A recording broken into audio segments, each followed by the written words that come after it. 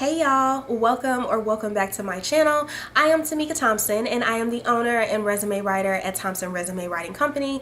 And for this video, I'm going to be sharing the lessons that I have learned from getting fired, not once, not twice, not 3 times, but 5 whole times. Now, if you are subscribed to my channel, then you know I have been very transparent and open with you all about my career journey. Like, yes, I work at a really great company, a Fortune 15 company, and I have a 6-figure salary, and I have my dream job. I opened up about that, but I've also shared in a couple of different videos about the lows of my careers and experiencing unexpected job loss and getting fired and getting rejected for a ton of jobs. So I like to be very open about the highs and the lows of my career, and maybe this is something that you can relate to. And I feel like recording this video is a little bit of therapy for me, because this is something I really used to struggle with. Like, I used to feel so ashamed and I used to feel so bad about myself, about the fact that I've been fired so many times. And just so we're clear, I am soon to be 34 years old and I've been working since I was 15. So my career has been a journey and it will continue to be so. I can honestly say there were some times I was fired that were completely unjust and wrong, and it was straight up bogus, but there were other times where it's like, yeah, they had every right to go ahead and get me up out of there. So for this video, I want to share with you the lessons that I have learned from getting fired. Without further ado, let's get right into it. Number 1 is to pay attention to my gut instinct and red flags. So I opened up in one video how I found out that I was about to get fired as I was looking for a new job. My gut instinct told me from maybe 2 weeks prior to that, or like 30 days prior to that, that I felt like something would happen. Like, I just felt it. It was like a feeling that I had. I'm a very like spiritual person to a certain extent, and when I sensed it, something told me, Tamika, you need to update your resume and start applying to jobs and start getting out of here as soon as possible. Now, I followed that gut instinct, but I followed it a little bit too late. And, you know, by the time I had decided to update my resume and by the time I was job searching, I had came into work like 2 or 3 days later and I was fired. And I was just like, oh, I should have listened to that gut instinct sooner and I could have, you know, potentially beat them to it. Red flags. There were some jobs that I took that had red flags from the very beginning that I ignored. In one job, I remember there being a really high turnover rate with the role, and I thought that I could come in and be like this superhero to fix everything that was wrong and, you know, put on my cape and show that I was capable and I could turn things around. If there have been 2 to 3 or more people in that position in a short period of time, I'm telling you, run for the hills. So gut instinct and red flags for sure is the one thing I've learned. So anytime I'm interviewing for a job or anytime I accept a position within that first 30-day to 90-day period, if I notice certain things, I am automatically on alert, and 9 times out of 10, I'm already applying to actively get out of there. Next on this list is to be very wary and tread lightly when it comes to small companies and family-owned businesses. And I feel like this is where I have been burned the most. Majority of my career, up until this point at least, has been with small companies, mom and pop businesses, family-owned businesses, things like that. And I feel like in those environments, it's really difficult to succeed, especially from the outside.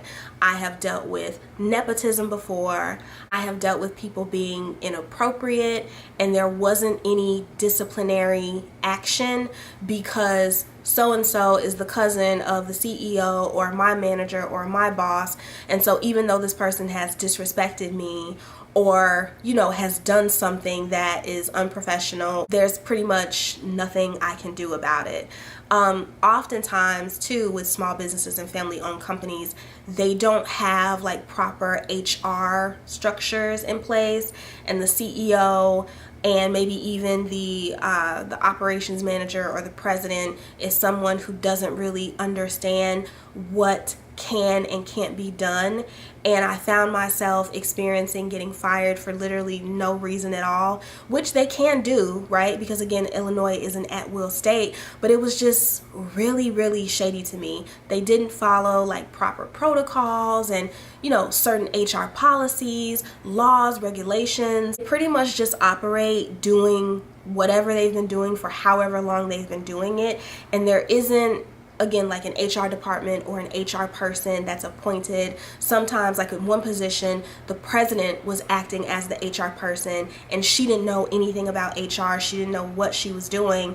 And when there were things brought to her attention that were like HR related issues like discrimination or bullying in the workplace, or things that proper like protocol and things that should have been done that weren't done, paperwork, she pretty much just kind of like turned a blind eye to things. So now I'm at a place now where if it's not a well-known established corporation company with like 1,000, 1,500 employees, it's an international brand, I am not stepping foot in it. I will not be employed at it at all. I have learned my lesson.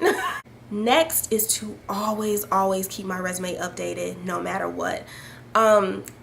And I did record a video on this teaching you all how to update your resume and some reasons why you should keep your resume updated, and this is the #1 reason why. So when I would take a job, I would immediately update my resume. Like as soon as I took the position, I would take some of the job descriptions or some of the job bullets and incorporate them into my resume, include my new title, because for the first 30 to 90 days or so, that's really an introductory period. And if something were to go left, like I got let go or I realized that this place was not for me, I could immediately get on the hunt again and start actively working to get out of there. I feel like having my resume updated has been such a saving grace for me because I haven't had to take 30 days or longer to get it updated, reach out to a resume writer. I am a resume writer, so that is a perk. But having my resume updated meant that when I got fired, when I got let go, the very next day, or sometimes either that later on that same day, I could just immediately start lining up interviews. Sometimes like I remember one time I got fired on like a Wednesday and I had already had an interview for the following Monday. I had a new job lined up 2 weeks later. So having my resume updated was a surefire way for me to keep it going. People don't understand the importance of keeping their resume updated. It's something they just kind of do when they feel like they need a job or they want to start job searching. But when you get fired and that document is outdated, you are like, time is of the essence, and the sooner you can start applying, the better. #4 is simply jobs come and go. And this is something that my mom taught me. I think like the 3rd time I got fired, I called her. I was like crying, snot running down my nose. Like it was like an ugly cry. I was so upset. And I believe I was, 25, 26 at the time. And she taught me this. She was like, Tamika, jobs come and go. You will never not get another job. There are billions, millions, billions of jobs on this earth. There are millions, billions of companies. Okay, you got let go from one. There are so many others to choose from. And at the time, I thought the sky was falling because in my mind, it always is. But I feel like that was an important lesson. And it's so true. You get fired from one job. Okay, go get another one. There are always going to be jobs out there. Maybe you may not be able to work for the company again, but there are a gazillion other companies across this entire world to work for. Jobs are here today, gone tomorrow, and they are temporary. Jobs are for a set period of time. Even if you're at a job for like 30 or 40 years, there's always going to be an end date. There's always going to be a start date and an end date. Like it's not the end of the world if you lose a job. Okay, you lost a job.